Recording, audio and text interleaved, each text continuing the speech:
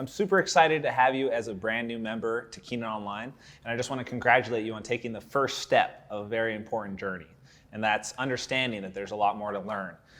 Even beyond what you're learning in your own gym, there are so many opportunities, and the human mind is so capable of learning more, especially if you're the type of person who can pick up things that you see on the internet and you can learn on your own. Having an online membership to something like this is incredibly valuable. One of the first things people ask me when they sign up for this website is they want to know how they can get the most out of their membership. And you might think that all you have to do is just watch videos. Watching a lot of videos, that's a start, but there's a lot more to it than that. The first principle is understanding that little by little becomes a lot. Now, people, when they're trying to improve at something or become better at something, they tend to look for things that result in large leaps and bounds of progress or success. And the problem with those things is they're very few and far between. You may find one or two, if you're lucky, things that can push you forward a notable amount to where you feel like you're really making progress. But once you reach past that first initial point of improvement, you have to start taking things little by little. This idea of improvement of little by little has a name, and it's called the aggregation of marginal gains. And what made this so successful or gained popularity in the world was the British bicycle team, which had endured 110 years of mediocrity. Over that entire 110-year span, they had only ever captured one Olympic gold medal. So a singular rider had captured one medal at the Olympics over 110 years. It became so bad that certain bike sellers wouldn't even sell their bikes to the British cycling team because they were worried that it would affect the sales of their product because the cyclists were just so bad. So the owners of the team hired a new coach, and this new coach employed this philosophy of the aggregation of marginal gains. So by looking and breaking down every key component that goes into cycling and how to actually win a race and trying to improve it by 1% along each way. So starting with the obvious stuff like improving the cyclist's diet, making sure that they had doctors monitoring people to try and test their recovery, making sure that everyone was recovering in the right way.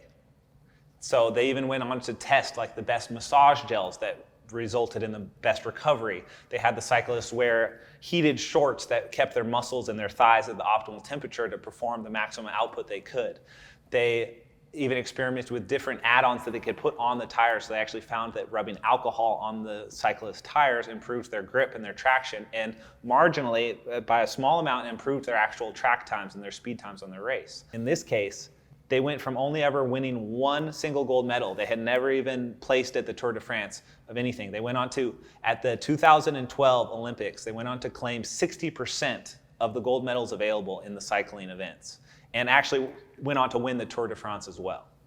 I'm actually not sure if they won the Tour de France, but I think it said that. So after being plagued with 110 years of failure, 5 years of dedicated effort, they won all of these amazing things after being 110 years of failure. So to end on the idea of this aggregation of marginal gains, or little by little becoming a lot, is consistency.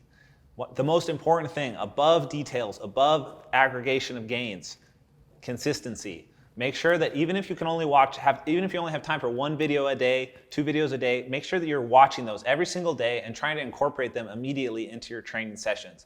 Watching it and then letting it just stew in your mind for days and days isn't going to be as effective as if you watch it and immediately try and incorporate the movement into your training, or even if you're only doing mental reps, trying to work your body through the positions and imagining how it can work for you and how you would make it work against your different training partners. Consistency is key in everything in life. Over time, the consistency, those little things that you picked up over time, the little details that you picked up from being consistent every single day will add up to be a great, great improvement in your jiu-jitsu career, which I can attest for, because the reason I feel that I became good at jiu-jitsu and am able to compete at a high level is not my athleticism. I'm not particularly athletic. I'm above average, but compared to a lot of the amazing jiu-jitsu competitors that are out there, I'm pretty below the standard.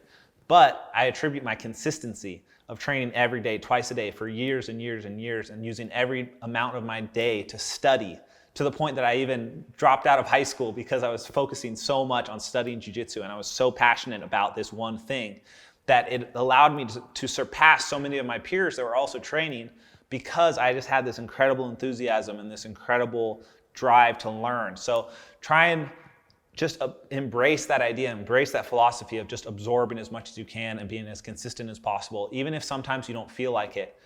I always make sure to go and train even when I don't feel like it, unless I'm physically injured. You need to try and get something out of it, which is why I tell people when they're injured to go and watch jiu-jitsu. Actually go to class and watch, coach from the sides, because you will see something and you'll look at it from a different perspective and learn even while you're not training. So little things like that, even going to the gym and watching the class when you can't actually train, rather than just being sat at home and moping about not training, you can go and actually learn a lot. And some of my greatest discoveries have come from being on the sidelines and observing my teammates or my competitors training. And that is principle number 1.